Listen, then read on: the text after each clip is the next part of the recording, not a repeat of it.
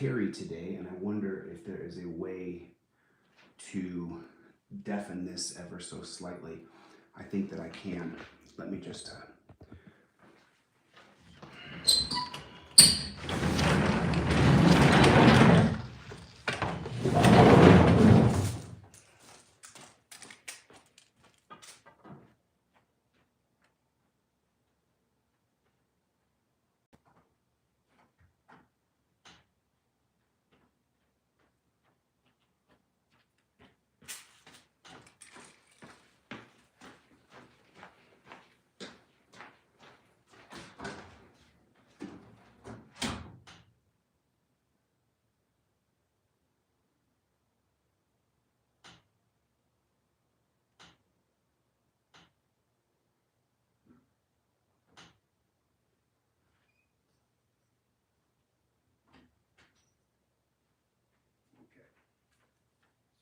try to deafen that a little bit.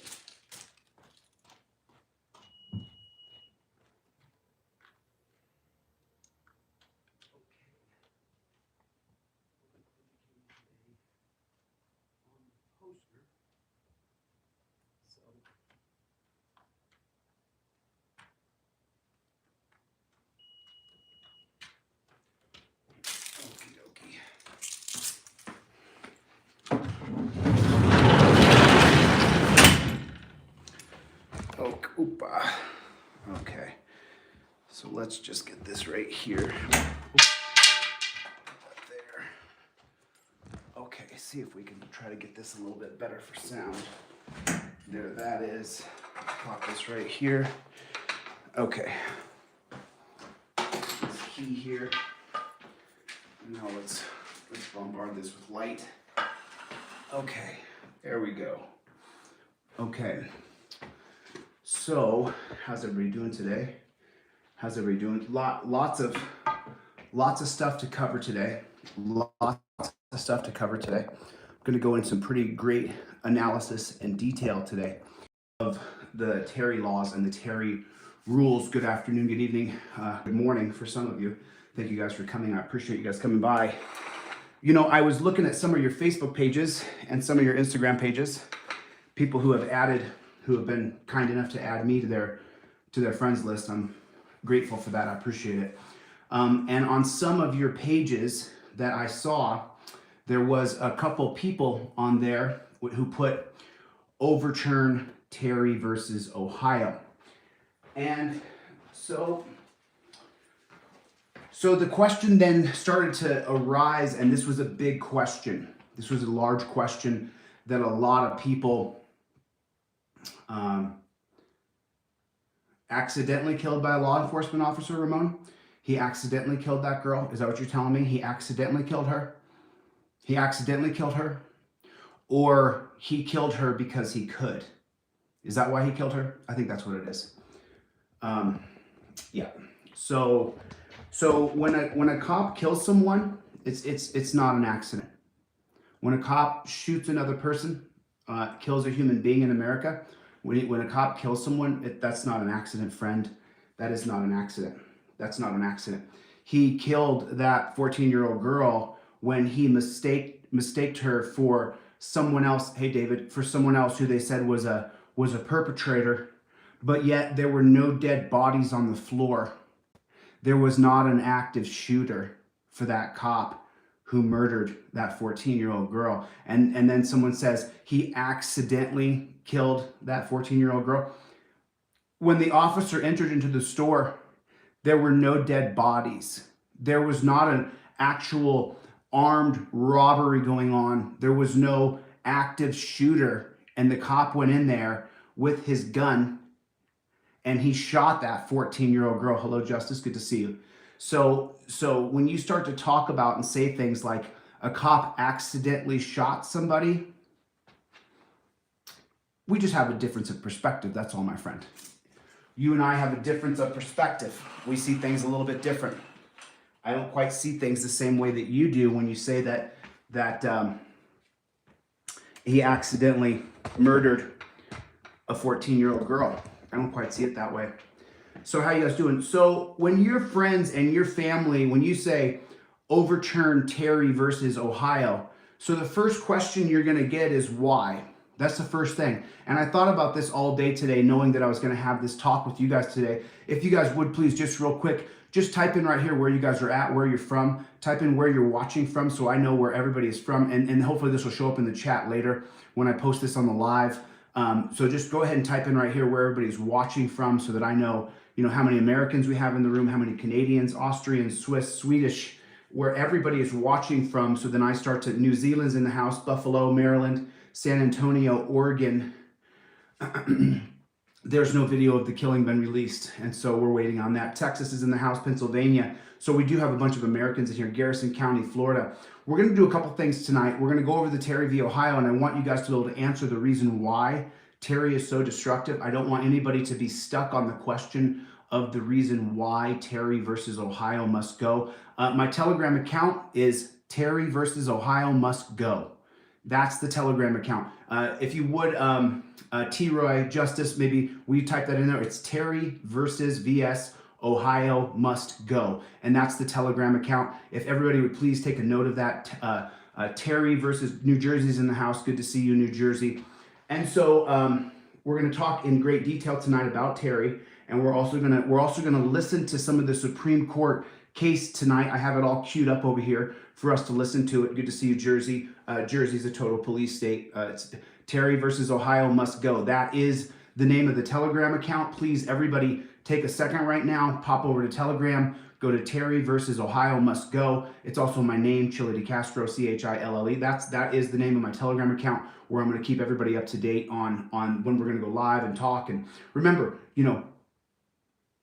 I only matter. The education that I offer and the 20 years of constitutional law and Supreme Court case holdings that I've studied only matter if other people learn the same things. If other people learn the same information and they share it, if other people know how to answer the questions. And so that's why when you guys take a look at the Terry v. Ohio shirt and it says Terry versus overturn Terry, yes, ask me. The reason why it says, yes, ask me is because I want you to be able to answer the question. Why does your shirt say overturn Terry? Well, let's explain that. Let's get right into it. Did anybody email me and not receive a book or a digital poster? Because if anybody emailed me, I've had hundreds of emails the last week. If anybody emailed me and said, hey, I want a free book or a free poster and they didn't get one, please get back to me right away. Remember, this is an ebook. This is not a hard copy book. It's a digital poster. I do have hard copy posters that I sell. I can't give them away for free. The cost of them is incredible. I make 20 bucks. I make the same amount of profit that I make on digital poster. I mean, it's the exact same thing I make. So I just want to be clear on that. Someone contacted me earlier and they thought I was mailing them a hard copy book. I don't make a hard copy book. I don't print a hard copy book. I'm going to just do t-shirts because now we have a crowd of people who are going to be completely educated on Terry. Ocala, Florida. Good to see you. Now, if you guys would please, there's almost 40 people in here. Just reach up and tap the like button. Just reach up and hit that like button, and then we're going to jump right into tonight's lecture because then we're going to go right into the oral arguments from the Supreme Court today. And if you don't think the Supreme Court is a tyrannical garbage organization, when you hear the Supreme Court oral arguments today from the OSHA case where they're trying to do a mandatory medication, let me tell you something. It's disgusting. It's disgusting. And this, if you are, throughout my lifetime, I've identified as a classic liberal. It's very hard to identify and respect a classic liberal position or a liberal position any longer when you listen to what the Supreme Court personnel said, when you listen to what the Supreme Court. Agent, if you didn't get an email from me, send me another email, please. Put agent, because I tried to send off as many free ebooks and digital posters as I possibly could. I've been sending out emails like crazy. Check your spam folder. It could be in your spam folder as well. Agent, I think when I saw your name pop up, that's part of the reason why I said it, because I remember getting an email from you, but I don't know if I sent you off the book and the digital poster. It's a digital ebook. It's a digital poster.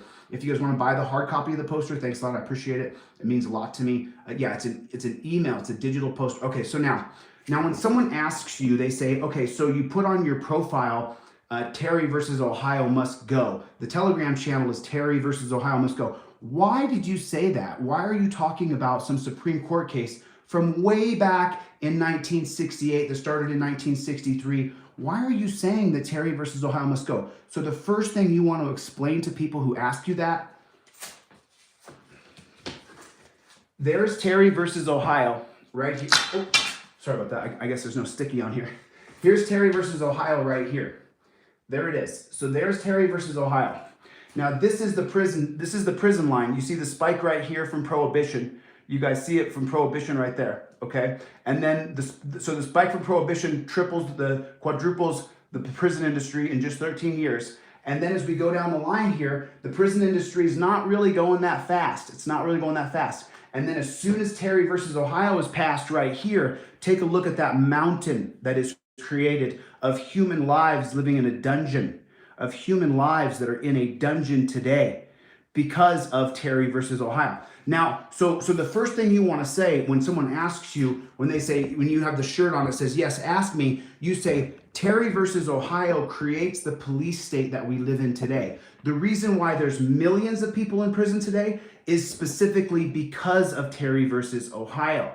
Now, what does Terry versus Ohio do? I want to give you the answers to the questions that people will ask you so that you can clearly and easily answer their questions. So the first thing you say is there was about 350,000 people in prison before Terry versus Ohio. Today there's 2.5 million. Because what it does is it fundamentally, across the bottom of the poster, is the Fourth Amendment in 4 different sections. And what Terry versus Ohio does is it fundamentally strips away your Fourth Amendment right. And let me explain how it does it. It replaces each and every piece of the Fourth Amendment with a police state, a prison state. There's no other way to say it, okay? It's an excuse to be able to, okay, so so now, let's break it down slowly because there's a lot of pieces here. There's a lot of pieces, okay? So let's take a look at the first part of the Fourth Amendment and then compare and contrast what happened after Terry versus Ohio was passed. So the very first part of the Fourth Amendment, it says, so right across the top, it says the Fourth Amendment is the right of the people. Right away, the Fourth Amendment is the right of the people. Do you follow what I'm saying to you? This is our right. The Fourth Amendment right is the right of the people, and it was completely and utterly stripped away because of Terry versus Ohio. And so it says here, it's the right to be secure in your persons, houses, papers, and effects against unreasonable searches and seizures shall not be violated. Okay, now what does that mean? What does that mean? Well, number one, your person is you. Your house is where you live, or your domicile, where your residence is. Your papers are your briefcase, and your effects are not only like your cell phone and your computer, but it's also your dog. It's also your bird. It's your cat. It's your effects are your animals. So when the cops see, and by the way, so when it says against unreasonable searches and seizures, when the police kill your dog, that's called a seizure of your dog. That's called a seizure of your dog. When your dog is shot by the police, that's a seizure. So this says it's the right for you to be secure in your person, house, papers, and effects against unreasonable seizures. The lowest hanging fruit that we can take on is banning cops from pulling their guns out and shooting dogs unless the dog is actively killing someone, right? So when you say a seizure, that's your dog's life that you're talking about. This is not simple. This isn't simple. It's complicated. Okay, so now to be secure in your person against unreasonable searches and seizures. So now when you talk about that, what is unreasonable? So now, right now, if I'm at 7-Eleven, now let's contrast that to Terry versus Ohio so that we really can understand how much damage Terry versus Ohio has done to you, to me, to our country, to freedom, to liberty. It is the most liberty-stripping, unlegislated, judicial-activated policy that police have seized on to completely and fundamentally destroy our lives. So you have the right to be secure in your person against unreasonable searches and seizures. So now what does Terry versus Ohio do? What does Terry versus Ohio do? Terry versus Ohio puts officer safety over your rights. This isn't a typo. I did this on purpose. Officer rights are over the top of your rights. Officer safety is over the top of your rights. And this is fundamental to understanding what Terry versus Ohio is. It puts officer safety over your rights, literally. By definition, officer safety is more important than your rights. And so you say to yourself, it says that police are allowed to detain you, where the Supreme Court creates a new definition for what arrested is. And Hugo Black, the member of the KKK who got on the Supreme Court in 1937, he argues for the idea that if the cops aren't going to arrest you and take you to the dungeon, well, then you haven't been arrested. You've only been detained. But what have police done when they said that officer safety goes over your rights? Detainment now means a POW style of arrest. Now, why can that happen to you? How come it is you have this idea that you're supposed to be secure in your person's houses, papers, and effects against unreasonable searches and seizures? So the police ordering you, and I put a video yesterday where the cops pointing the gun at someone, he's like, freeze right there. Now, have you been seized? Have you been seized? And what I was talking about is the seizure clause, which seizure means arrested. And so you say to yourself, well, the Bill of Rights, the Constitution, the Fourth Amendment says that it's against unreasonable searches and seizures. So the cop freezing my motion and stopping me, that's an arrest. How come they can do that? Because of the Supremacy Clause. The Supremacy Clause. So when the Supreme Court makes a holding, when they make a ruling, it's called the Supremacy Clause. So when they put officer safety over your rights, that now becomes a part of the Constitution. What these people hold in their holdings at the Supreme Court level, all of these different courts, when they make a holding, it's called a holding, not a ruling. When they make a holding, the holding they make is supreme. It now supersedes anything written in 1776. The Supremacy Clause means that their interpretation of what law is now the Constitution. And so your Fourth Amendment right, which are your freedom standards, your right to be secure in your person, houses, papers, and effects, has now been changed fundamentally to make officer rights be over the top of your right to be secure in your person. So when the cop says to you, you have to get on your knees, that's a Supreme Court holding. That's our Constitution now, which is why I'm always pushing that the Supreme Court should be elected. That's why I'm always talking about we have to elect the Supreme Court.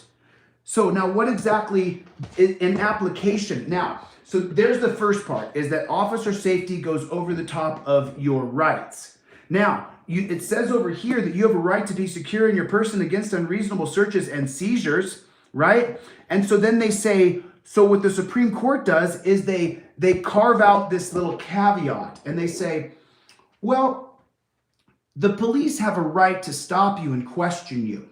Stop right there. I'm going to keep going, but let's just stop right there. The police have a right to stop you and question you.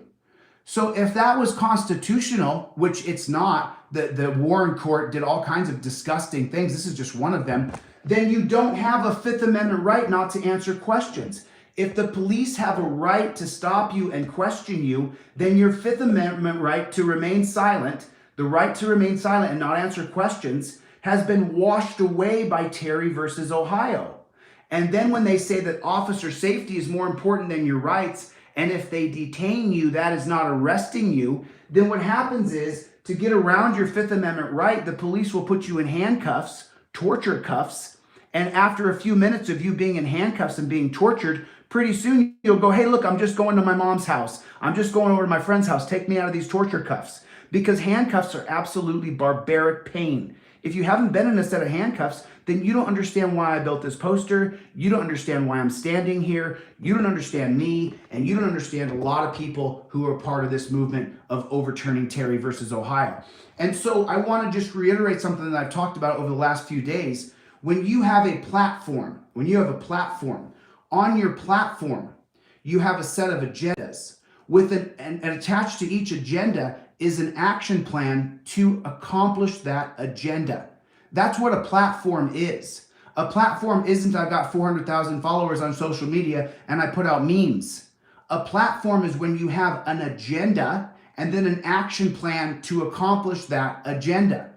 Our action plan, the Overturn Terry team action plan, is to overturn Terry versus Ohio and get the right for you to be secure in your person's, house's, papers, and effects back to the standard of the Fourth Amendment. Before 1968, cops could not walk up to you and tell you you're going to demand that you answer questions.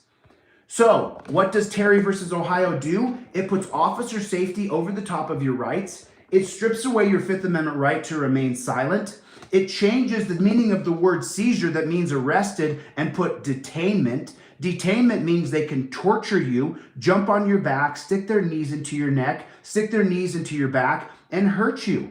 And that's what happens with Terry versus Ohio. But it gets a little bit more intrusive. We're not quite done yet. I'm sorry. So now the Terry holding, what it says is that cops have the right to lightly pat you down to check for weapons.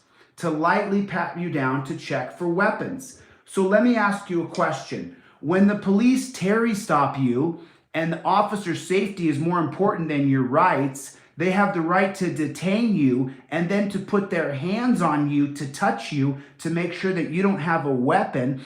Is detainment now arrested? Detainment now equals a POW style of an arrest. That's what Terry does. Terry makes it so the cops can run up and grab you. Literally grab you and hurt you, put you in handcuffs. What does that do? If the cops can run up and grab you and call it detained, and that is not what, that is arrested. You can make word semantics all you want. But the fact is, when cops can grab you without, no warrant shall issue, but upon probable cause, supported by oath or affirmation. A warrant is when you've been arrested. Probable cause is when you have broken the law, and then it has to be sworn upon by oath or affirmation by the victim or the person that you have made a victim, that you have hurt. You see? And so now, if police can arrest you by their suspicion, and there is no law that's been broken, and there is no victim who's swearing by oath or affirmation that you have hurt them, then what happens is you no longer have your Fifth Amendment right to remain silent. Forgive me. You no longer have your Fifth Amendment right to remain silent. You no longer have your Fourth Amendment right. You no longer have your First Amendment right. Your First Amendment right, your standard of liberty is completely gone. And the Eighth Amendment, that's against cruel and unusual punishment, you're now being tortured as you're put in torture cuffs. And they'll put those cuffs on you extra tight because when they asked you where you were going and you said you didn't answer any questions, all you knew is that you weren't going to answer questions to authority. What you didn't know is that that same authority would then be able to torture you. Torture you. Has anybody here been put in handcuffs before? Has anybody here, let me ask it a better way. Has anybody here, just answer that. Just put yes, I've been put in handcuffs, or no, I've never been put in handcuffs. Just type that right here. Just type it right there. I just want to see of the 65 people who are here, how many people have been put in handcuffs? How many people have been tortured with handcuffs? How many people have been tortured? How many people have not? Because the majority of people, so no, I got mostly yeses. Never, Donald's never. Jack, yes. Logan, yes. Yes, Mike. Yes, John. John's been put in handcuffs. Now we got that. Dr. Vegetable's never been put in handcuffs. Justice has been put in handcuffs. Ron, I didn't see Ron had to dislocate my shoulder when he put me in cuffs. Ron has had his shoulder dislocated. Okay, yes, not a pleasant experience. I've served jail time over marijuana, someone just said. I went to jail for crimes. Yes, fuzzy handcuffs, that was very cute. Okay, cuffed, jailed, and imprisoned. Yes, 9 times. I've been put in handcuffs at least 50 times in my life. 50 times at least I've been put in handcuffs by a cop. That, of course, was before the camera phone, before I could rattle off how I knew the laws, and I would destroy him if he put me in handcuffs with an illegal detainment, which should also be called kidnapping. Kidnapping. That's what that is. Okay, so no cuffs. So now, if you've never been put in handcuffs, just so you know, and God bless you, I really am glad that's never happened to you. God bless you. I'm so happy for you. For those of us who have been put in handcuffs, help me educate the people in the room here. If you've been put in handcuffs, go ahead and let the people know here. Is that extraordinarily painful and uncomfortable? Do you feel as though you're being completely railroaded and cheated when you've been put in handcuffs? Let them know, the people who have not been put in handcuffs, how much it makes you angry. Anybody been put in handcuffs before and they feel like, oh, this is no big deal? No, never. So once you've been put in handcuffs, it will make you just like me. You will have a disdain for police as deep as I do. My disdain for police is unbelievable, because before the camera phone, I've been put in handcuffs 50 times, and I've been taken to the dungeon 20 times. That's how many times I've been taken in. And whether you look at that, my skin is white. Was it racist? Exactly. It's authoritarian. It's not always based on race. It's based on whether or not you're not willing to comply to a tyrant. They're very uncomfortable. When they tap you up, the handcuffs, that you lose all respect for them. I had my conscious separated from reality, someone put just now. I'm just reading off the comments here. No fun, said agent right here. Anybody else have a story about putting... So my investor and my friend, Jeff Lloyd, you guys go by his Instagram. Say hello. His name is J. Lloyd Sold, the letter J, LLOYD, SOLD. Go by there and ask him about his handcuff story that you heard from Chile. Go by J. Lloyd Sold. Someone type that down in there for me, because I want Jeff to know that this wagon train has not stopped. We haven't stopped, and we don't stop until we overturn Terry versus Ohio. We don't stop until Terry versus Ohio is overrun, until it's overruled, until it's gone. So now let's count off the ways. Let's count off the ways you lose your rights. Okay, so now what does Terry do? It creates so that it puts officer safety over the top of your rights. And what that does is that strips you of your ability to be free in your person's, houses, papers, and effects. Detainment then creates a warrant for your arrest by one person wearing a badge who used to work I don't even want to hack anybody's occupation. One person who can put you under arrest and issue a warrant for you, essentially without probable cause. You can be arrested without probable cause and without a victim swearing by oath or affirmation. So the first part of the First Amendment, that you're securing your person, houses, papers, and effects, that's gone. And then the second part of the Fourth Amendment, that no warrant shall issue but upon probable cause, now that part is gone. Right? And so then as we come forward, and then it says, and particularly describing the place to be searched and the person or things to be seized. And what does this mean right here? And particularly describing the place to be searched and the person or things to be seized. Who is particularly describing? The person particularly describing the place to be searched is the person who swore by oath or affirmation that you created a victim out of them. Do you see that? That the person who swore by oath or affirmation that you made a victim out of them, they're the ones particularly describing the person that did it, or the place where they were kidnapped, or the place where they were victimized. Do you follow what I'm saying to you here? Do you see how it works? The entire Fourth Amendment works in conjunction. You have the right to be secure in your person, right?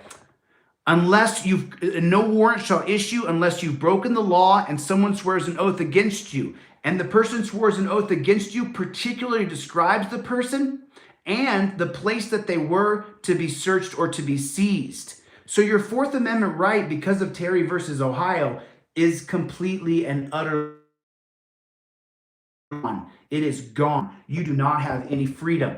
And so then you say to yourself, well, you know, it's one thing for my person, for me, to be seized.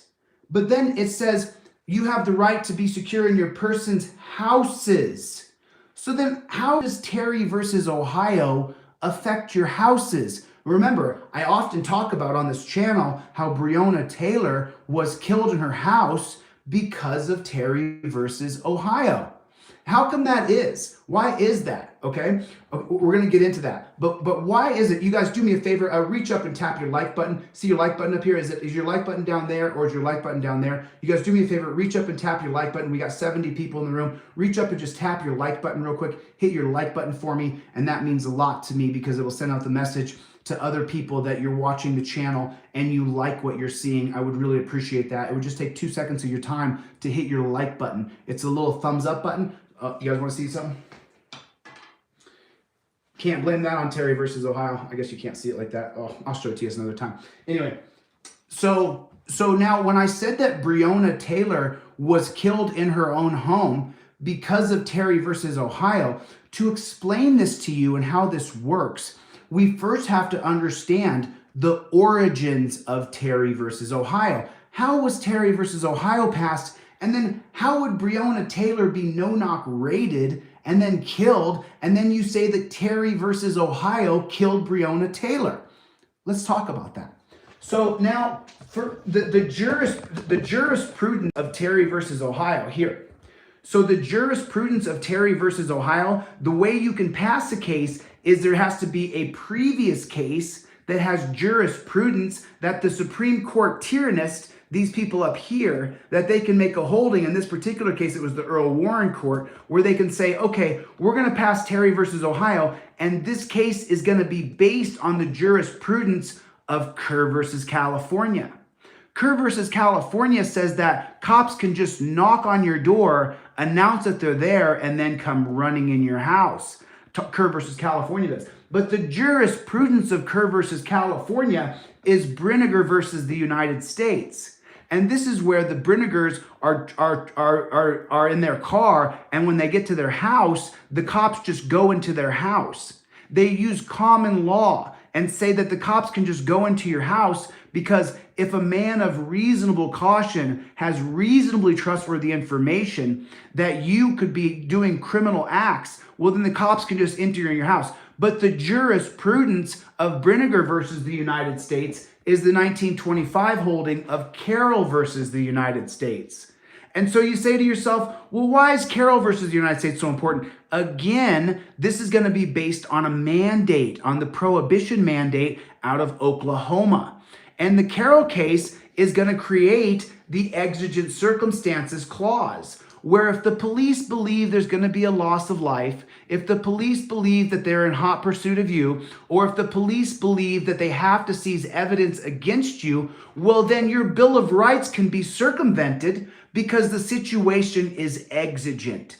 It's exigent. It's an emergency situation. So your Bill of Rights, we're going to just wash this away. And the reason why is because of the mandate, which is called a common law effect. And this is based on the 1925 automobile exclusionary rule. And what does that mean exactly? So Carroll versus United States is going to be based on prohibition, and because there's a mandate and the most important thing is getting the alcohol.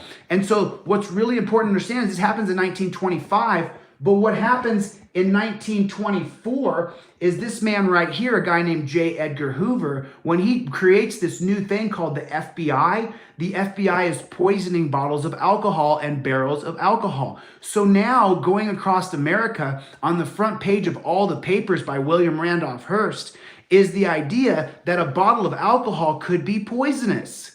And so it's exigent when the cops pull you over and they think you're running alcohol, that the circumstances are exigent and it could be a loss of life situation because a lot of bottles of alcohol are poisonous. And what makes it exigent? That you have an automobile. The automobile exclusionary rule is based off what's called the Carroll Doctrine. I don't want it to sound that fancy, but they try to make it sound fancy like it's a doctrine, like someone intelligent came up with this. No, someone who's a tyrannist came up with this. Someone who doesn't care about America or freedom came up with this.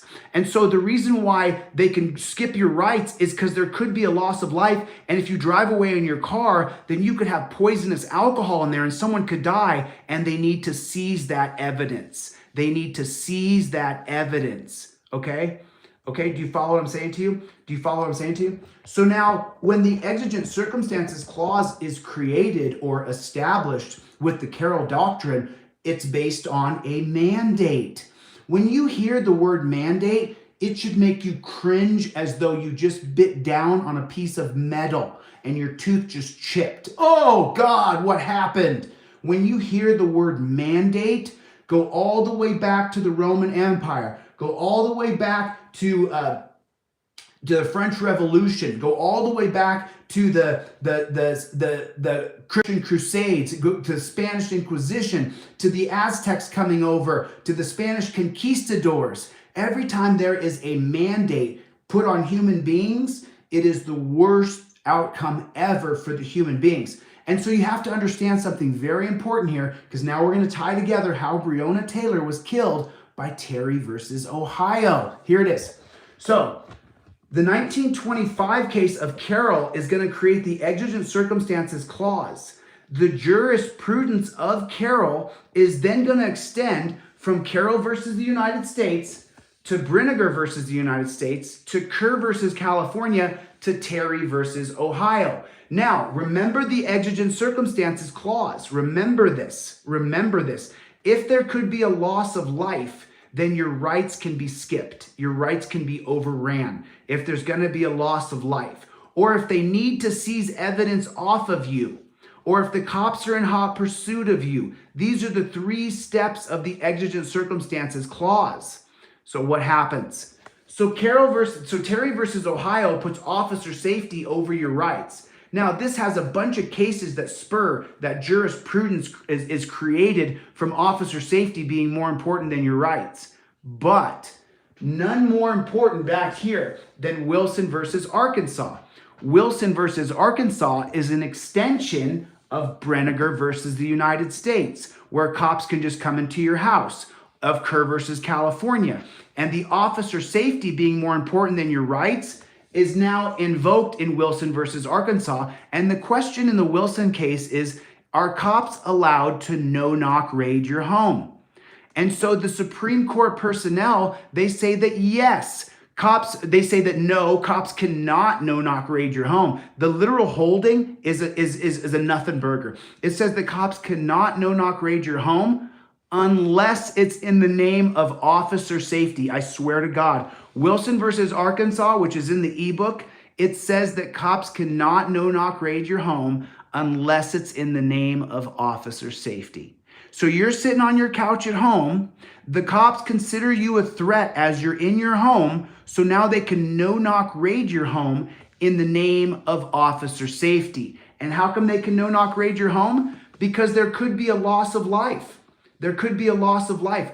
Officer safety is in question. And so because officer safety is in question, Wilson versus Arkansas allows them to no-knock raid your home. And this is the case that is invoked in the Breonna Taylor case. You see? So Sandra Bland was killed by Terry versus Ohio. Terry versus Ohio makes it so that a cop can be suspicious of you. Not just officer safety, but probable cause supported by oath or affirmation. No warrant shall issue but upon probable cause, supported by oath or affirmation. This case is completely and utterly, this situation here, because reasonable suspicion takes the place of probable cause supported by oath or affirmation. Wren versus United States in 1996, Michael Wren is a black guy. And so they say that cops can stop your car if they believe that maybe you might be a danger to society. Suspicion of your car. This is why Sandra Bland was pulled over. She was pulled over on a pretextual stop. Wren versus United States allows the police to pretextually stop you. And so you say, oh my God, is that all? Is that all Terry does? No, it's not. When you put officer safety over your civil rights, can the cops shoot you when you run away? Well, according to the 85 holding of Tennessee versus Garner, cops cannot shoot you as you're running away. Unless, there's that word unless they're afraid that officer safety is in question. And then the Tennessee versus Garner holding says that cops can shoot you in the back of the head if they're in fear for their own lives. So as you're running away, the cops can say, I feared for my life, and they can shoot you in the back of the head. That's an extension of Terry versus Ohio. Well, what about if a confidential informant tells them that you're the bad man? What if a confidential informant tells them, you know what, Justice, Justice in here. Justice is the bad man. Justice, you're the bad man. And I swear, I tell the cops that you're a bad man, or the cops say that. And so the 1983 holding of Illinois versus Gates would allow the police to investigate you because they're just suspicious. They got a confidential tip, and so they're suspicious of you, so they can investigate you from the 1983 holding of Illinois versus Gates. But it's not that simple. The confidential informant tells them that you're bad, and so because they're suspicious of you, Terry v. Ohio extends to Illinois versus Gates, but it does a ping pong effect. It goes from Terry versus Ohio to the 1981 case of Cortez versus the United States. And what does this case say? This case says that the police can take a preponderance of evidence to create reasonable articulable suspicion. Reasonable articulable suspicion is enough reason why you can be detained or investigated. Now, does it say here that police can take a preponderance of evidence and say that they're reasonably suspicious of you and they can detain you? No. It says here that it has to be particular, and the place to be searched and the things to be seized has to be accredited by the victim, who's swearing by oath or affirmation that you made a victim of them, that there was probable cause, a law was broken, and then a warrant can be issued. Your Fourth Amendment that gives you the freedom that you enjoy is completely washed away, because Terry versus Ohio then extends into the 81 case of Cortez versus the United States that says police can take a preponderance of evidence, and then it bounces up into the 83 case of Illinois versus Gates. I'm suspicious of you. I'm going to say that there was a dog walking down the road at 2 a.m. The stoplights came on, and then I saw Justice. And so when I saw him, that made me suspicious. The confidential informant told me that he was bad. So because he's out at 2 o'clock in the morning and stoplights are on, now I can use the confidential information to go ahead and investigate Justice. Now Justice runs away, and so then what happens? I can shoot him in the back of the head because I believe that maybe he might be bad, and so I can shoot him right in the back of the head. And am I done yet? Not even remotely close. Not even kind of sort of close. Because if Terry versus Ohio says that the police can seize you, can stop you based on their own suspicion, and officer safety is more important than your rights, then you are no longer secure in your person, houses, papers, and effects. And how do we know this to be true? How do we know that you're no longer secure in your persons, houses, papers, and effects? Because Terry versus Ohio then extends into the 1977 case of Pennsylvania versus Mims. And what does that say? That in the name of officer safety, an extension of Terry versus Ohio, that if you're in your car, that you have to get out of the car for officer safety. Is it safer for you in the car or out of the car? It's much safer for you if you stay in the car. But in the name of officer safety, the cops can drag you out of your car. Is it safe for you when you get out of the car? Absolutely not. Absolutely not.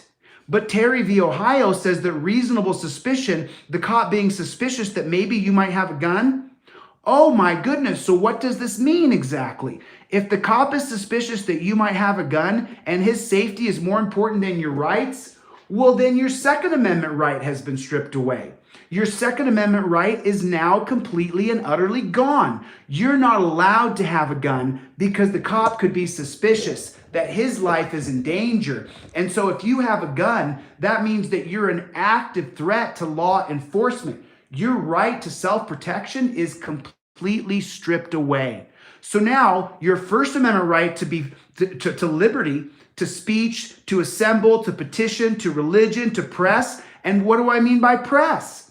Any auditors in here today? Are there any people who audit? So you're not allowed to film the police because that makes them suspicious of you. That makes them suspicious of you. You lose your right to be press based on the 1968 holding of Terry versus Ohio.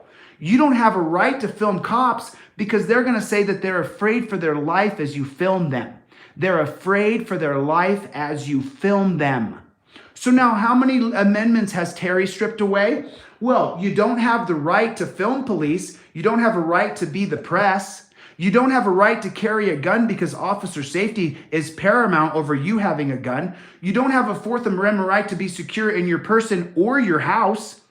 You don't have a Fifth Amendment right to remain silent because the Supreme Court said that the cops have a right to stop you and question you.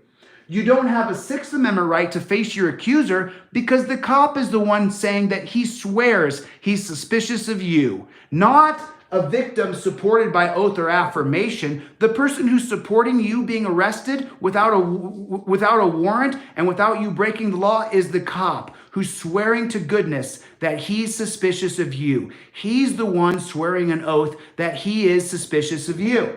And so then you no longer have a right to face your accuser because the accuser of you being suspicious is the cop. You don't have an Eighth Amendment right to be away from cruel and unusual punishment because detainment, the Supreme Court says the cops have a right to detain you. And so detainment now means a POW style of arrest, that you will be put in torture cuffs, you will be thrown on the ground, you will be put in the dungeon in the back of their car, maybe their dog will attack you. So then what about the Fourth Amendment? A right to be secure in your person, houses, papers, and effects? Well, what if your dog gets off the leash? Well, if your dog gets off the leash and your Fourth Amendment right is to be secure with your effects, which is your dog, well then, my friends, officer safety is far more important than your dog's life. And when the cops kill your dog, that's called a seizure. That is the definition of a seizure.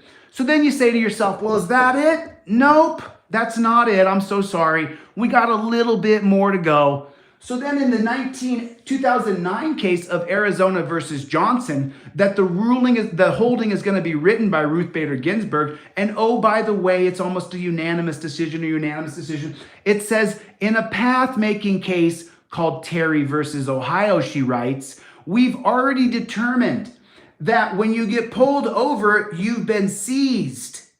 And so that means if you've been seized, well, then if you're the passenger in a car and the cop believes that officer safety could be in doubt, that they have reasonable suspicion that the passenger is armed and dangerous, well, then you have to get out of the car if you're the passenger in a car in the name of officer safety.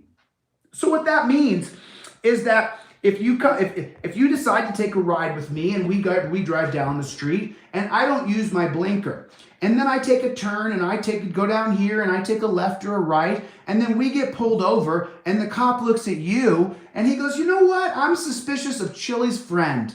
And so now what has to happen to you? You got to get out of the car. You get to get patted down. They throw you on your belly, stick their knees in your back, put the torture cuffs on you. Then they start to question you, so you lose your Fifth Amendment right. You're being subjected to cruel and unusual punishment, and then they put you in the back of their car. They say they smelled marijuana. They don't find the marijuana on you, so they think maybe you stuck it inside of your person. And so now they think that you stuck the marijuana up your keister. They're going to take you down to the dungeon based on their suspicion, and they're going to order a cavity search. And if you think I'm exaggerating or you think I'm lying, I can show you videos where they took people down to the dungeon and they ordered a cavity search based on their suspicion that the cop was just absolutely sure that you had drugs on you. Oh, we went up in his cavity, we didn't find anything. Dang it, I was sure he had drugs on him. Okay, so when people will say to me, let's overturn qualified immunity. Qualified immunity doesn't strip you of all of your fundamental rights. Qualified immunity allows the cop to kill you and not get in trouble for it, but it doesn't strip you of your First Amendment right to film cops. Qualified immunity doesn't do that. Qualified immunity doesn't strip you of your Second Amendment right to bear arms. Qualified immunity doesn't strip you of every single bit of your Fourth Amendment, but Terry versus Ohio does. Qualified immunity doesn't give you the right to remain silent. It doesn't take away your right to remain silent, but Terry versus Ohio does. Qualified immunity doesn't take away your right to face your accuser who's swearing by oath or affirmation that you've broken the law and created a victim out of them. Qualified immunity doesn't strip away your Sixth Amendment right, but Terry versus Ohio does. Your Eighth Amendment right against cruel and unusual punishment, you know what? You got me there. Qualified immunity is equal to Terry versus Ohio when it comes to your Eighth Amendment right. You got me there. That's where you and I could agree that qualified immunity and Terry versus Ohio are on the same plane, because you can be subjected to cruel and unusual punishment because of qualified immunity. But wait a minute, is there a caveat to that? Yes, there is. Yes, there is. 9 out of 10 people in the dungeon today start off as a Terry stop. Do 9 out of 10 people start off with qualified immunity? No, they don't. 9 out of 10 people in the dungeon today start off as a Terry stop. Is that qualified immunity? Is that qualified immunity? No. When I read another one of those comments in my comment section, I'm just going to freaking burst. Terry versus Ohio strips you of all of your fundamental rights that matter. Every right you have that matters is stripped away by Terry versus Ohio, and the 8th Amendment is the only one that is equal to qualified immunity. But remember, the stop can't even begin. Sandra Bland, who's pulled over on Wren versus United States, Wren versus United States creates pretextual stops. Sandra Bland shouldn't have even been pulled over. And then she had to deal with the qualified immunity. But if she hadn't been pulled over at all, she wouldn't have had to deal with qualified immunity. Do you understand that? Oh, but what about Sitz versus Michigan State Police? Does anybody know what this one does right here? Sitz versus Michigan State Police is an extension of what? The jurisprudence is based on what? Terry versus Ohio. And what does Sitz versus the United States Sitz versus Michigan State Police, what does this one do? This one creates DUI checkpoints in America. The reason why there are DUI checkpoints in America is because of Terry versus Ohio. Terry versus Ohio, the jurisprudence extends into Sitz versus Michigan State Police. Let me ask you a question. Does qualified immunity have anything to do with DUI checkpoints? No, it doesn't. Don't write that crap in my comment section anymore. Don't write it in my comment section anymore. Educate yourself. Jiminy crickets. Drives me up a freaking wall. Let's end qualified immunity. Qualified immunity doesn't strip you of all of your fundamental rights to life. Do you not understand that? Qualified immunity doesn't create the police state, prison state. That's not what qualified immunity does. Qualified immunity protects the cop after he hurts you or kills you. But the way the stop happened was because you were pulled over in a DUI checkpoint. You were pulled over in a DUI checkpoint. Without Terry versus Ohio, let me show you which cases disappear.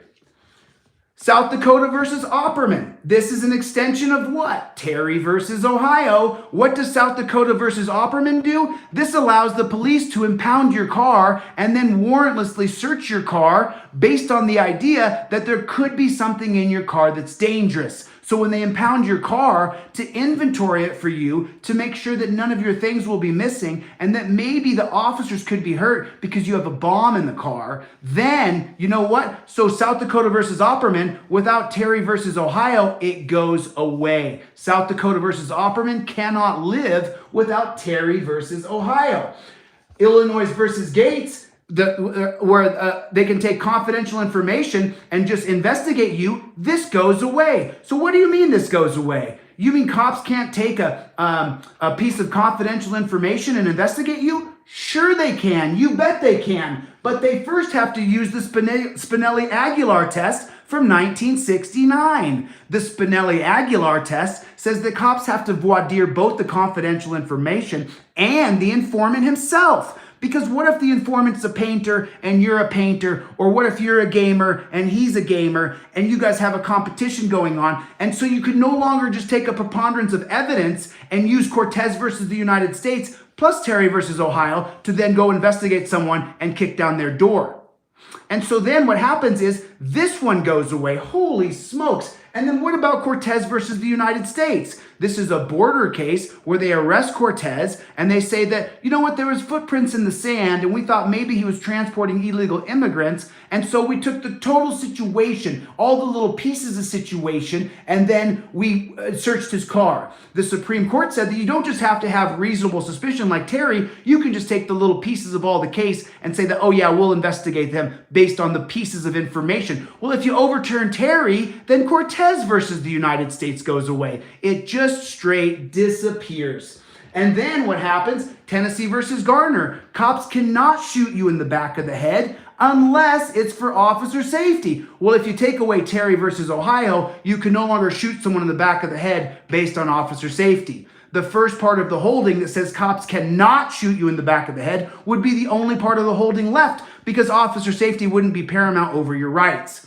Does that have anything to do with qualified immunity? No. And then Wilson versus Arkansas, which says cops cannot no-knock raid your home unless it's in the name of officer safety. You take away Terry versus Ohio, Wilson versus Arkansas falls off the map. And then you keep going. What about Wren versus the United States that killed Sandra Bland? You couldn't just pull a car over because you're reasonably suspicious of that car. When you take away the reasonable suspicion and you go back to a standard that no warrant shall issue, but upon probable cause supported by oath or affirmation, well, then Wren versus the United States can't live. So you take away Terry versus Ohio, you lose Wren versus the United States. What about Graham versus Connor? Graham versus Connor is the use of force policy in America. Now, what does the Graham versus Connor holding say that invokes what case? It's right, Terry versus Ohio. That's right. The use of force policy in America is based off of Terry versus Ohio. And what does Graham versus Connor say? That the reasonable officer on the scene will use the amount of reasonable force that he feels is necessary against you. And what? Based on what? Based on officer safety. Based on officer safety. And so the cops can use any amount of force they want to use on you based on what they think in their mind you may have done before this or the danger that you pose to them now. And that evidence doesn't have to be legitimate. If a reasonable officer has reasonable probable cause to believe. Can you believe what I just said?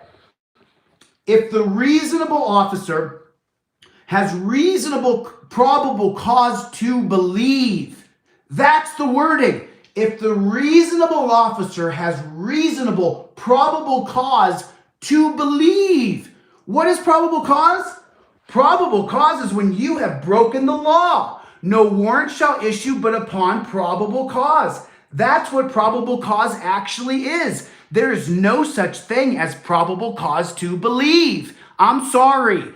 The only way you can issue a warrant for someone in the United States of America, according to the Fourth Amendment, is when they have committed probable cause, and that probable cause is supported by oath or affirmation of the victim. Do you follow me? So let me ask you guys a real quick question. Can an officer have probable cause to believe that you're an axe murderer? Yes. Can the officer have probable cause to believe that I'm going to turn around and hit him with an MMA move? Yes. He said, you know what? I've watched Chille's YouTube and he has openly said that he has disdain for police. So during the traffic interaction, I had probable cause to believe that he posed a significant risk to my life and I was in fear for my life. And so I blew his brains out. Now let me ask you guys a question. Does probable cause to believe have anything to do with qualified immunity? No, it doesn't. No, it doesn't. So now just to give you guys a real quick fresher upper so you really understand, so you truly understand the magnitude. This case is based on DeThorne Graham, who ran in and out of a convenience store. The cop, Connor, who Graham would later sue, goes all the way to the Supreme Court, and they say, why did you stop him for running in and out of a convenience store? The cop said, because I was reasonably suspicious. Oh my goodness. So you mean the use of force policy in America that's based off Terry versus Ohio officer safety is based on the idea that you don't have a Fourth Amendment right to be secure in your person, houses, papers, and effects unless, of course, you've committed probable cause supported by oath or affirmation? That's right. That is correct. So the use of force policy in America that's based on Graham versus Connor, DeThorne Graham was Terry stopped. DeThorne Graham was Terry stopped. It's in the actual Supreme Court holding that DeThorne Graham was Terry stopped. Do you understand? Does him being Terry stopped have anything to do with qualified immunity? No! It has to do with Terry versus Ohio, putting reasonable suspicion over probable cause. Okay? You follow what I'm saying to you? Do you get it? So what else goes away? Pennsylvania versus Mims, that you have to get out of the car in the name of officer safety. Pennsylvania versus Mim goes away. Arizona versus Johnson, where the passenger has to get out of the car in the name of officer safety. The case is now deleted because it no longer has a jurisprudence to survive. So then what happens after this? Then we go back in time. Police can no longer raid your home in Kerr versus California just by simply tapping on your door and then coming bursting in your door, because once we've overturned Terry, we can go back and overturn Kerr. We can go back and overturn Kerr. Okay? Okay? So, what else goes away? So we got the Graham versus Connor goes away, Wren versus United States goes away. There's no more pretextual stops. There's no more DUI checkpoints because Sitz versus United States exists. They have DUI checkpoints because the cops can reasonably believe that there's someone driving down the road drunk. And so because we have reasonable suspicion that someone's driving down the road drunk, then we can just, if we overturn Terry versus Ohio, the cops can no longer use reasonable suspicion to pull you over and create a DUI checkpoint. You will no longer have DUI checkpoints in America when we overturn Terry versus Ohio. Do DUI checkpoints have anything to do with qualified immunity? Negative, my friends. That's a great big fat negatory. They do not have anything to do. DUI checkpoints have nothing to do with qualified immunity. They have everything to do with the cop being suspicious. A cop is suspicious of you, okay? Okay. Okay. Okay, so there are 4 cases that we must overturn to really get this done, to really get it done. Forgive me for being condescending. I answered about 40 different messages today on Here's the Deal on High Impact Flicks. I went over to his channel and I watched some of his live today. And there was about at least 40 people in there who put overturn qualified immunity. Qualified immunity ain't it. It's not it. It's Terry. It's Terry versus Ohio. That's what it is. And so I have another video on here that's an hour-long explainer that talks about how to overturn Terry. Oh, I'm sorry, you guys, real quick. If you guys would please consider, it would mean a really big deal to me. If you guys would consider picking up my digital poster, you guys can then take the digital poster that I send you, the PDF, and you can go print it out at FedEx, Kinko's, or Office Max. You can get this digital poster from me for 25 bucks. T-Roy has a $5 off coupon, so it's 20 bucks. Take it down to Office Max. This one I printed out at Office Max. I printed this poster that you're looking at right here. This poster was printed at Office Max. If you guys would please go by my website, it's DeleteLawZ.com with a Z, and get one of these posters. The digital poster is 25 bucks. You can get the laminated one for 135, or you can get the indestructible paper for 99. You guys can get that on DeleteLawZ.com. That's with the Z, if you guys would please. And then if my website's not working, then just hit me on DM on Instagram or Facebook, and you can use one of my pay apps. This is my cup of coffee fund. If you learned anything at all from me tonight, pretty please, with cherries on top, pick me up a cup of coffee, because this is what I do for a living, and you have my word, I'm not going to do anything else. I don't stop until Terry versus Ohio is overturned. No matter what happens in my life, I have one goal and one goal only, and it is to overturn Terry versus Ohio. Overturned. It cost me $30 at Office Max to get it printed out, and you can get a coupon for Office Max. You can get a coupon for FedEx, Kinko's, and that website again is DeleteLawZ with a Z. DeleteLawZ with a Z. And then what I'd like you guys to do is take this video that I just made with you guys right here, put this up in your house, and then invite people over and start picking out the case laws. Start picking them out. Start talking about them. Look them up on oyez.org, oyez.org. Start to pick out these case laws. Start to get into it. Start to figure out what map versus Ohio is. Look at each one of these case laws. Put this map on your kitchen wall and start to talk about it. Look at the Pennsylvania versus Mims holding. Take a look at the Illinois versus Gates holding. You'll be amazed. Once you put this on your wall, people will ask you about it, and you will start to have conversations about it. And read the case of Tennessee versus Garner. When it's on your wall, you'll look at it. And then along here is every single president and the year they were presidents. And then right down here, this is the lynching graph of the lynching starting in 1892 and going all the way to 1965. The white bars are the white people being lynched in America. And if you don't know, in the beginning of the lynching seasons, starting in 1882, it was mostly white people being lynched, just so you know. because the white people who supported black people back in 1882, they were lynched first. And then down here, you got some random stuff. You got the St. Parish massacre, you got the Colfax massacre. And then the really cool part here is you can zoom in here tight. I wish I had my magnifying glass. It works better for that. But then you see the number of lynchings here and the year they happened. Right, where's my stick? Right here, here they are. And then you can compare and contrast with who was president during those years and how the lynchings, when they dropped. The lynchings in America really didn't drop until Theodore Roosevelt, right up in here.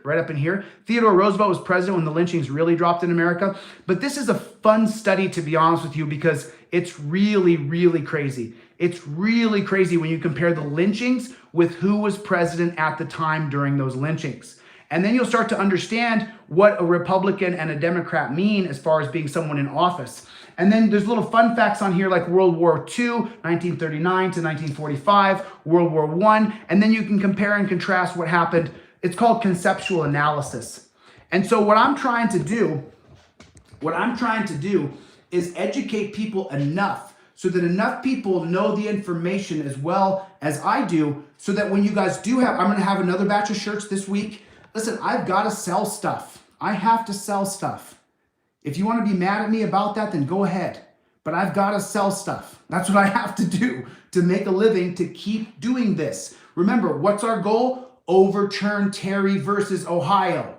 That's our goal. That's the only goal, right? And so now, if any questions that I have when I'm going a million miles an hour like that, thank you. I appreciate that, John. Thank you for the support. Thank you for the support. I really appreciate it. Thanks a lot, guys. I give you my word, man.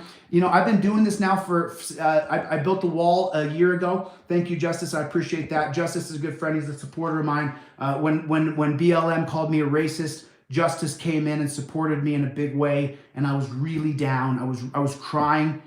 You can ask Justice. I sat on the phone and I cried with him, you know, because, you know, when you're called a racist and you're not a racist, it just destroyed me. And Justice sat there on the other end of the phone and listened to me cry on the phone. So it was, you know, I have a big debt to him for him taking my call and listening to me cry, you know, and that's a hard thing to admit, but it's true. And so, you know, and the reason why the Fourth Amendment is on here, because you got to teach the kids that this is literally your right. This is your right here.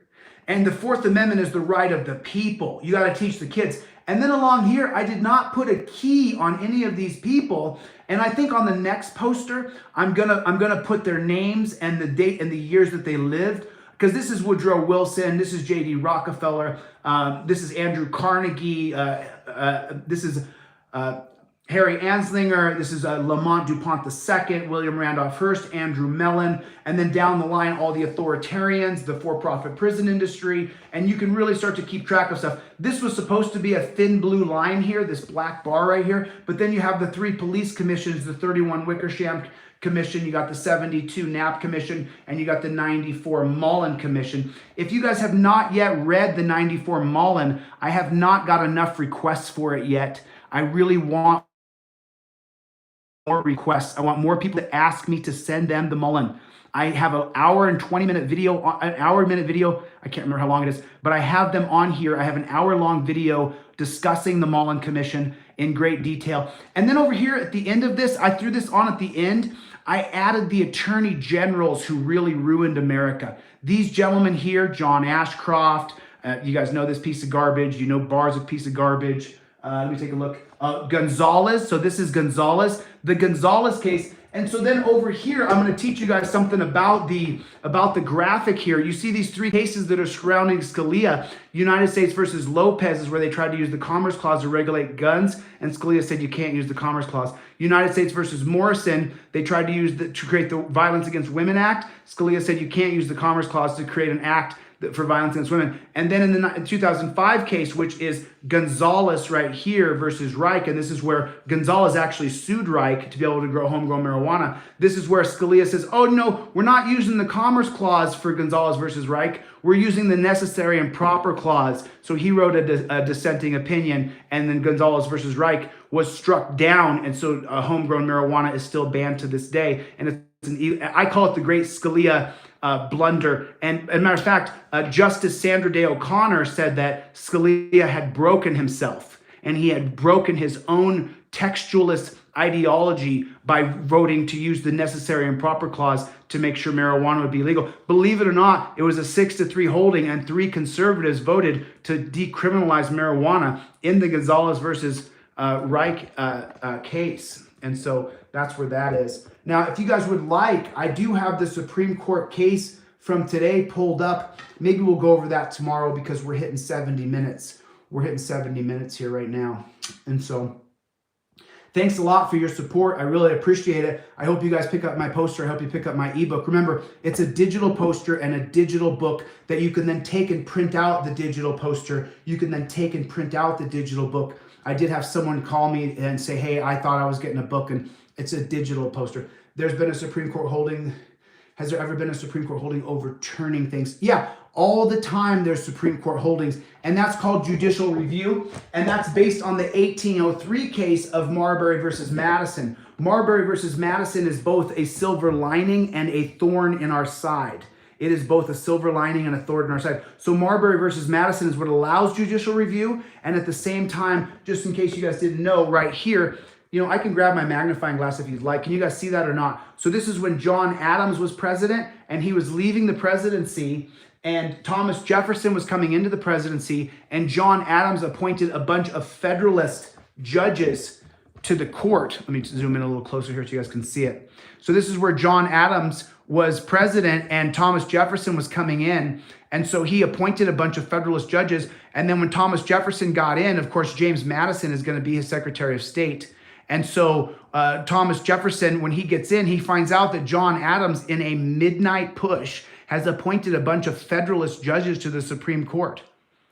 And so then what happens is Marbury versus Madison allows the Supreme Court to create judicial review. And who's the head of the Supreme Court? Who's the head of the Supreme Court? John Marshall. John Marshall was the Secretary of State for John Adams. So John Marshall went from being the Secretary of State for John Adams to the head of the Supreme Court the very next year. He appointed him to the head of the Supreme Court. It's atrocious. And John Adams, as you know, was the second president of the United States of America. And so then, by the way, this is a really great study for kids. Go down the line and ask them to recite who was president and what years they were president and what party were they from. What party were they from? Start to really get into this graphic. Start to really get into it. Start to really educate yourself. Start to really educate yourself. And then when you talk about appointing Supreme Court justices, I talk about this all the time. The Federalist Papers, Federalist number 3. Okay, cool. Sorry about that. I think there we go. I'm a little less zoomed in now. Yeah. So if I have any questions at all, I'll be happy to answer any questions for you guys. So now you guys know how to battle that. When someone says, oh, it's qualified immunity, you can just tell them qualified immunity doesn't strip away all your rights. It doesn't strip away all your rights. I had a couple conversations back and forth with people today about qualified immunity, and it really just infuriated me. My Telegram account is Terry versus Ohio must go. Everybody join my Telegram account, Terry versus Ohio must go. That's the Telegram account. If you add me on Facebook, T. Roy will put the name of my Facebook. It's just my name. My Instagram is chilledecastro2022. Please follow me on Instagram. If you want me to follow you back, just say, hey, follow me. I'll follow you right back. A Federalist is someone who wants federal rule. Now, this is in direct, stark contradiction to Jean-Jacques Rousseau's philosophy of the social contract. I gave a speech yesterday and I talked about the social contract. At the end of that talk, it just got too political, so I took the whole video down because I've always prided myself on not getting into politics. I was so triggered yesterday when people were saying different things about current affairs that at the end of that talk on the social contract, I started getting into all kinds of politics, and so I just took the whole video down. I don't want to get into politics. I want to just stay focused on what we can do together without dividing us. And you guys saw yesterday, the room divided. As soon as we started talking about politics, people started fighting in the comment section. And I'm not gonna entertain politics again. I took an 1.5-hour video down and I'm not gonna repost it. It was just too much political garbage in the end. When the truth is, we have to come together as a people, both left and right. People who disagree on a lot of subjects, they do not disagree that we must overturn Terry versus Ohio. And then you guys let me know how many people want to get t-shirts. I got a bunch of black t-shirts I'm going to print up, but I don't want to have an inventory. I just want to make a bunch of t-shirts for people. So DM me, let T-Roy or me know if you guys want a t-shirt, and I'm just going to get them silk screened up. Okay, thank you. I appreciate that, Kyle. I was going to go over the Supreme Court case today. I think that should probably be a fresh day, especially after I just, So now you guys know how to battle when someone says qualified immunity. I need you to correct them. That's not what we should be focused on. We should be focused on overturning Terry, okay? I want you guys to really, really understand. DeleteLawZ, where can folks get a free printable copy of your poster, which is awesome. I can't give it to you for free as far as the printout. I can give you the digital copy for free. I do sell it, but if you don't have the 20 bucks, I'll give it to you for free. I give a bunch away for free all the time. If you don't have the 20 bucks to buy the digital poster, I'll give you the digital copy for free, and then you can save up some cash and go get it printed up at Office Max or FedEx Kinko's or wherever you want. I give away far, far, far more than people buy. I mean, far more than people buy. You have no idea. I've given away 1,000, 2,000 posters at least more, far more, especially on TikTok. TikTok is primarily the black community, and the black community, for every person who has money, the black community in general makes $1 for every $13 that a white guy makes. And that's just simple statistics, socioeconomics. And when you take the overall socioeconomic plight of black people and you compare it with white people, it's $1 to every $13 that white people make. I gave away thousands of posters to black people on TikTok, and poor white people as well. I'm not just saying black people are poor, everybody's poor. So I'm not trying to say that black people and white people both aren't poor and both don't struggle. The idea that black people can't be racist is another misnomer, which is ridiculous. So do I have any questions at all? If I have any questions, cool. If not, you notice, I want you guys to notice the design of the poster. It's in a galaxy format because it mesmerizes kids. When I set down children in front of me and I start to teach them who these figureheads are, then they really get interested because they're looking at this really cool poster that's galaxy and stars and stuff. So,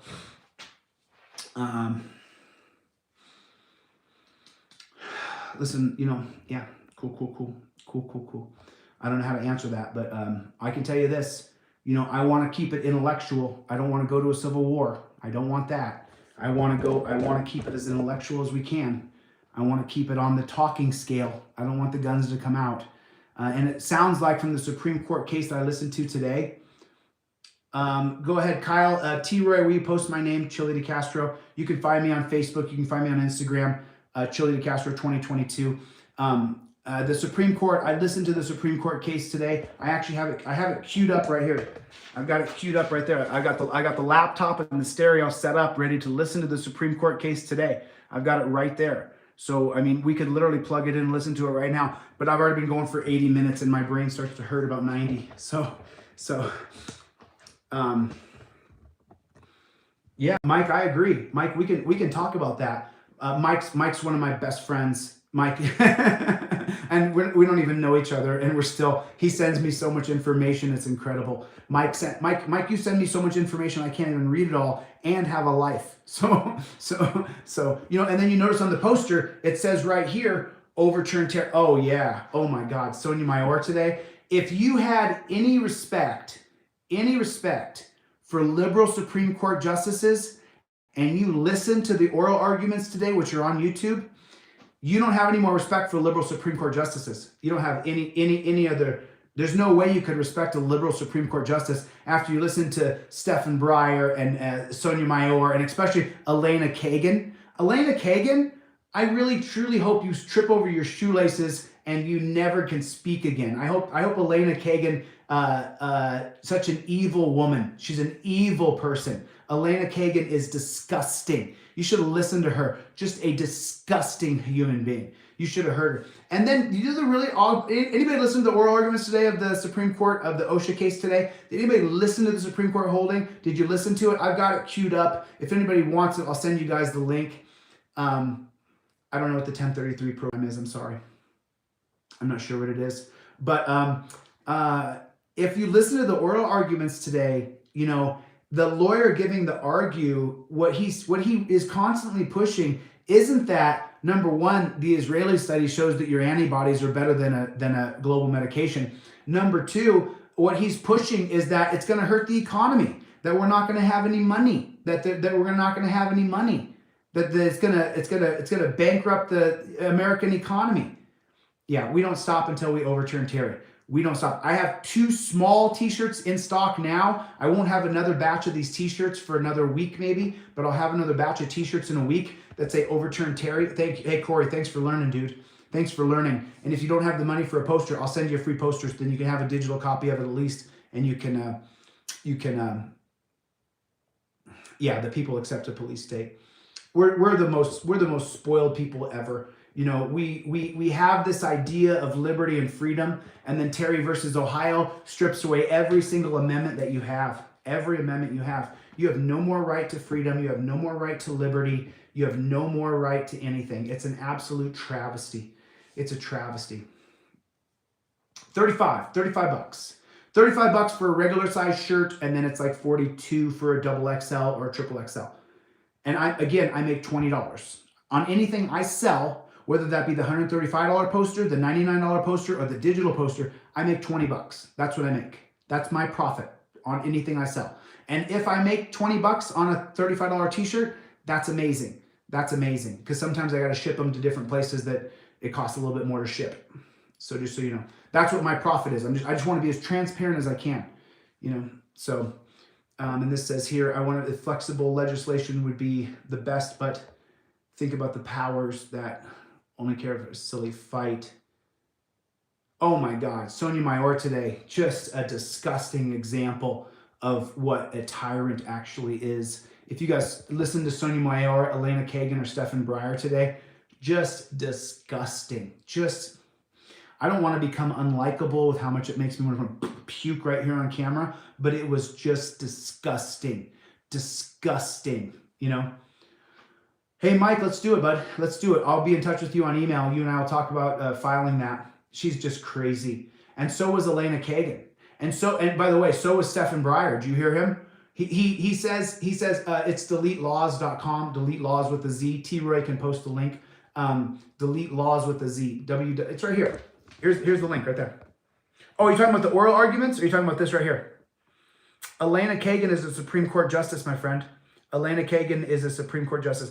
This is the name of my website. This is my cup of coffee fund here. If you guys learn anything at all from me today, please go by and pick me up a cup of coffee. And this is just more for people who are watching this now, who are going to watch this later. This is my cup of coffee fund. If you would, please swing by. And I'm not talking about a double latte here. I'm talking about a regular old black cup of coffee. That's what I'm talking about. A regular old black cup of coffee.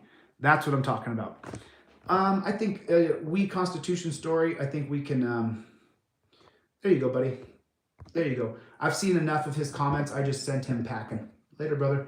Go do something else, dude. You're more than welcome.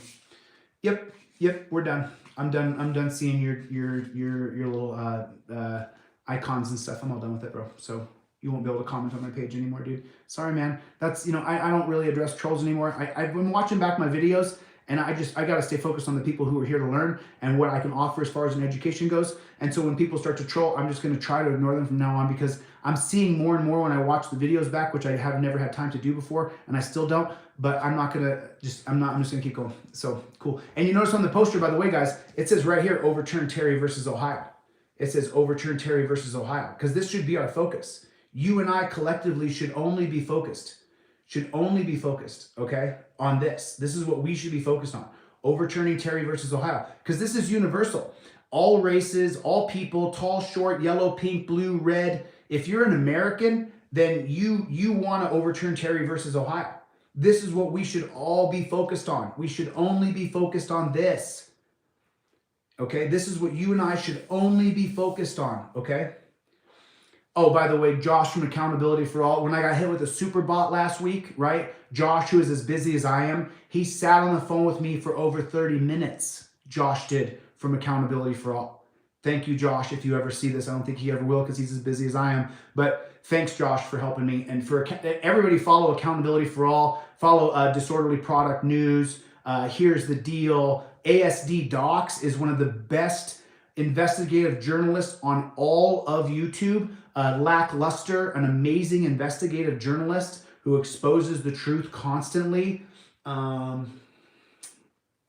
Yeah, so Toby Rogers, reflection of the Supreme Court arguments in OSHA vaccine man. Oh, I said the word.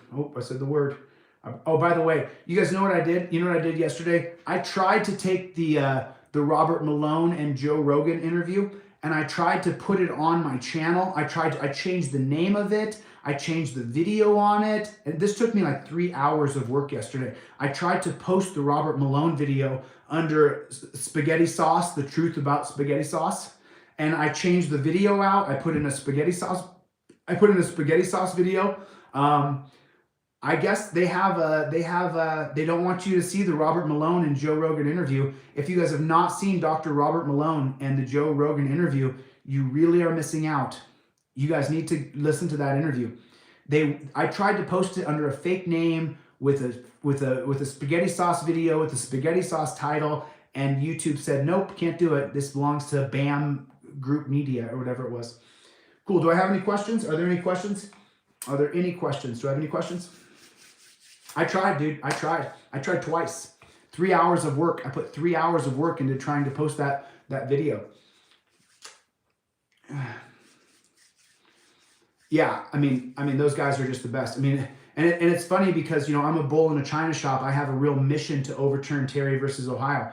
And, you know, I have pushed my agenda with these people. I've pushed my agenda with everybody. I have shoved my agenda. And it's not my agenda, it's our agenda. But overturning Terry changes our world. We overturn Terry, it changes the world. It changes America, it changes Canada, it changes all industrialized country where they say cops cannot predict that you're about to commit a crime. Because that's the statute of Terry. The cop can stop you and detain you if they think that you have just committed a crime, you're in the act of committing a crime, or they think that maybe you're about to commit a crime. And you know, we didn't even cover that earlier, and I should have. I should have covered that earlier. Thanks, John. Appreciate that. Thank you so much. I appreciate it.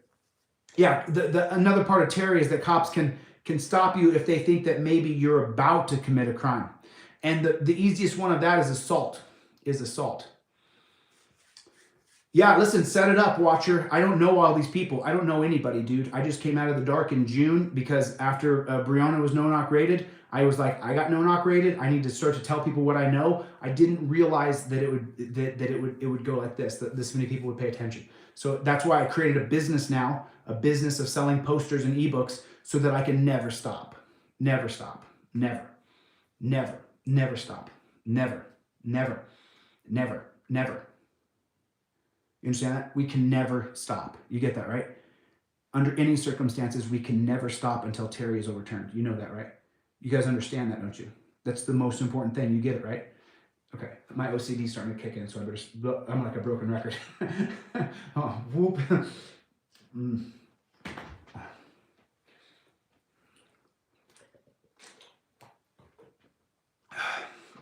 Never. I was just stuck on that. We couldn't stop. I get that OCD going and I just can't get off of it. T-Roy's been along for the ride since the beginning, brother. Since the beginning. Yeah, cops have a crystal ball. They can predict when you're about to commit crime. The guy who has no skills, he can't get a job in any kind of industry. He can't get a job as a producer. He can't get a job in oil working. He can't get a job in woodworking. He can't get a job as a medic. And now he's the guy who's psychic and predict crime. Just can't. He's going to predict that he's going to predict that that you're about to commit a crime, and he's going to articulate that. You guys saw the video I made earlier about the woman who I said I believe that she's a prostitute, and that's all I need to say is I believe she's a prostitute. Now I can arrest her, take her downtown, strip search her, cavity search her, because I think she put drugs up in her person, you know. And that was a pretty good time, which, by the way, I don't curse anymore. I'm not sure if you guys noticed that. But in those cop videos I made about 4 months ago, I was cursing like a sailor. I wish I could change that, but I can't.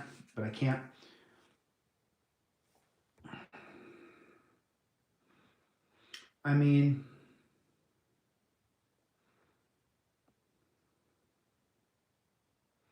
I think your idea of bouncing out then coming back is on point because it's gone too far and it's going to need to water that free. I'm not sure what you mean by there. I just read the 48 Laws of Power that said that know when to surrender. And that's one of the laws of the 48 laws of power. And I learned that if you want to live, then sometimes you have to retreat to come back later, stronger, more capable, with a bigger team behind you. You know, and that's why I've said to the people who've given me death threats and stuff, if you follow through and you kill me, you're going to have a bunch of people who go, they killed him because he was on the right track. And that will make the movement bigger. It'll make it bigger. I don't want to die. I don't want to die. I want to live. So you know, I only get one life that I know of, and so I want to live it to the best of my ability. I don't want to be a martyr. That doesn't sound like fun to me at all. You know. Oh yeah. Listen, I didn't mean to make that cop video, but the cop pulled me over for no reason. I tried to explain to him that the road's closed up here. You know, the road's closed up here, so you're making a mistake here. But then, you know, I don't want to be controlled or dominated by anybody, and so I just put him in his place. And by the way, you know, I actually have the ticket. I was going to show the actual ticket for that because someone said that it was a fake stop, and so I actually have the. Well, I got to go to court on January 17th, so you guys will see when I record the court proceeding. Yeah, I'll have to. All right, anybody else? All right, I'll get out of here. Thanks for your time, you guys. Thank you so much. I appreciate this. I appreciate the opportunity to be able to speak to you guys. God bless you all. God bless the United States of America. Don't ever stop. Don't ever let anybody deter you. If anybody ever says about qualified immunity, you show them this video and you explain to them that Terry versus Ohio strips you of all of your fundamental rights, and it is not Paul Unslaved on Facebook. Okay, I'll check him out. See if you can connect us. Add me on Facebook, and I'll see if I can connect him. Thanks, you guys. Thanks for your time. I really appreciate it. I really appreciate the opportunity. Remember, you should love this country, and you should be willing to fight for the principles and the liberties that this country offers through the Constitution and the Bill of Rights. And the idea that we should go to a revolution is stupid. We should not go to a revolution. We should fight for the liberty and the freedoms that the Bill of Rights and the Constitution offers, and we should try to get to that as soon as we possibly can through legislation. Okay? Cool. Love you guys too. Thank you, Jason. I appreciate your support. Good night, Justice. Thank you, guys. I appreciate you. Mike, send me an email about what you were saying about how to submit that in on the furtive petition. Let's do that. Paul on Instagram. You guys hit me up on Instagram. It is Terry versus Ohio must go. All right. And I'll see you guys on the next live, which will be tomorrow night. I'll see you guys tomorrow night. All right. Ready? Good night, guys. Later.